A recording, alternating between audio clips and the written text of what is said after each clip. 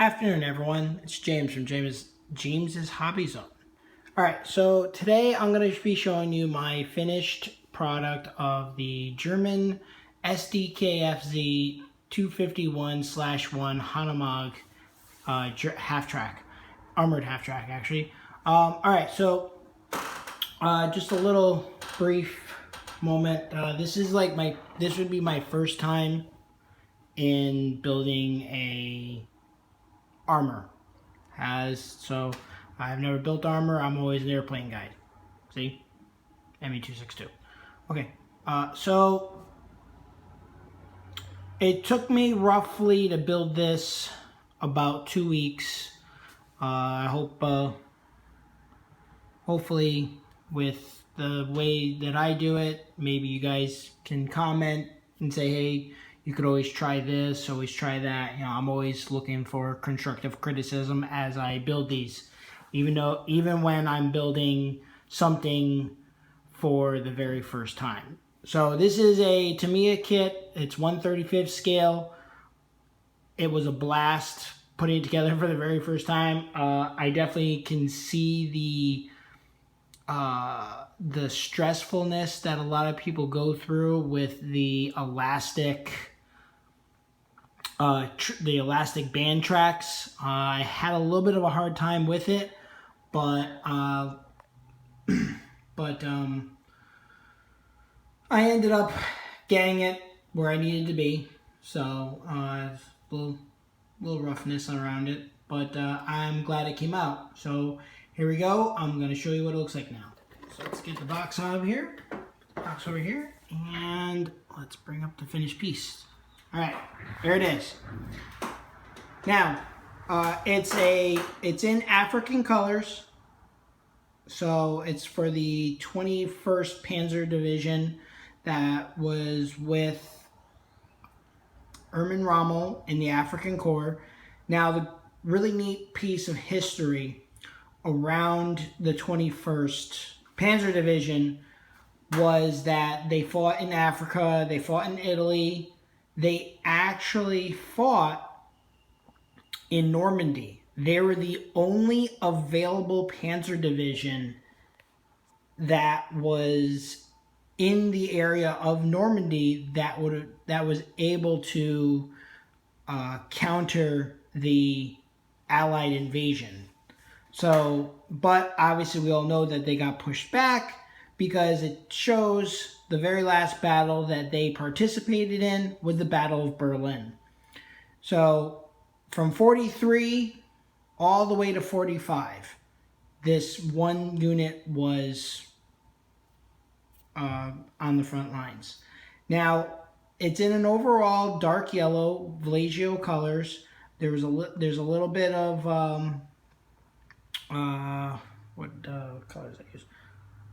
Vallejo dark brown, and then it was clear coated 3 times. Then I applied the decals. Now, in the midst of all the let me get this little stick right here. In the midst of doing all that, you can see that I put a little bit of weathering on it, as if the guys were because the guys jump over the edge and everything. I dirtied up the road wheels and I forgot what that was called. So I dirtied it up. I got the wheels right. Now I am going to make a diorama with this one, and it's also going to be accompanied, I just have to find it, a Panzer III. They had Panzer IIIs in this unit. They had Panzer IVs in this unit. I'm still looking to see what other units they had, but this piece of foam that I got from my best friend is large enough to put 2 1/35 scale models on it. So I'm going to be doing a little bit of, do a little bit of a mountain, and then I'm going to put the half track in there, a little bit of a desert scene, and the half track, and I'm going to try to see if I could find a Panzer IV or a Panzer III. Either one would do good, and put it in the African colors. Now, what I also did is I painted overall the whole entire model was painted. First, I primed it in a black, and then I sprayed the black with a German gray, and then from German gray I then sprayed a light coat of dark yellow, and then blended as I went along with the dark yellow, so I would still be able to highlight certain areas. And then after that, after the dark yellow was in and dried, I ended up doing the little bit of weathering. All this area right here with this brown to kind of simulate a little bit of sand and dirt and mud from Africa, when it, because there are times when it does rain and it gets and everything gets bogged down. This was actually what I ended up doing is I ended up using a rust color that was from the Tamiya weathering pigments, and I ended up putting a little bit of acrylic thinner on there, and then I dipped the brush and the wet brush in the Tamiya's pigment, the rust pigment, and then just started blabbing it on as I went through. And then what I did after that, then I clear coated it so everything would stay sealed in. Then I clear coated it one more time, then a third time, so everything, I know that the paint would not be messed around with and all the pigments would stay. I then applied the decals. I used micro set first on the decals to set them, and then I did micro sol so they would end up looking like they were painted on.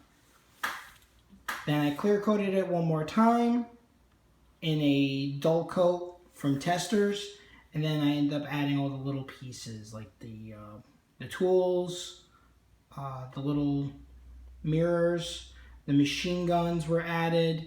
And then what I did for a little bit of a scratch build that I just learned from the last meeting I had at the Alamo Squadron in San Antonio.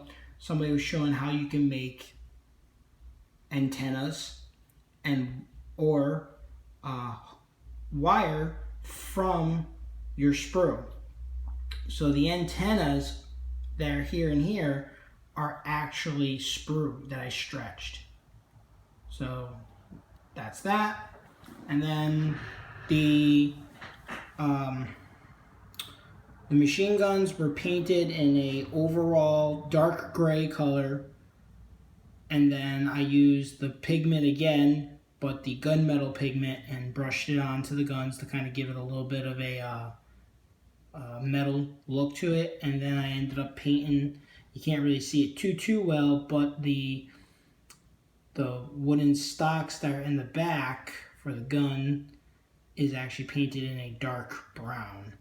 And then you can see all the yellow and everything was painted, dirtied up, weathered up. And then what I also did is I also used Tamiya's panel liner a little bit to kind of highlight some stuff that was in there. You can't really see it too well, but the inside is all done up. You can see there's the driver's seat, there's the passenger, and there's all the seats for the jump seats for the soldiers that would sit in there. This kit also came with 5 soldiers. Now, I am going to add them to the diorama a little later, but because I'm just learning how to do soldiers, so I'm not gonna do anything yet with any videos on the soldiers to show you guys how it looks. But like I said before, it took me overall about 2 weeks to do the whole entire thing. It's my very first time. I hope you guys really like this, because I really like how it came out for the very first time. I'm hoping that maybe I'll do another one.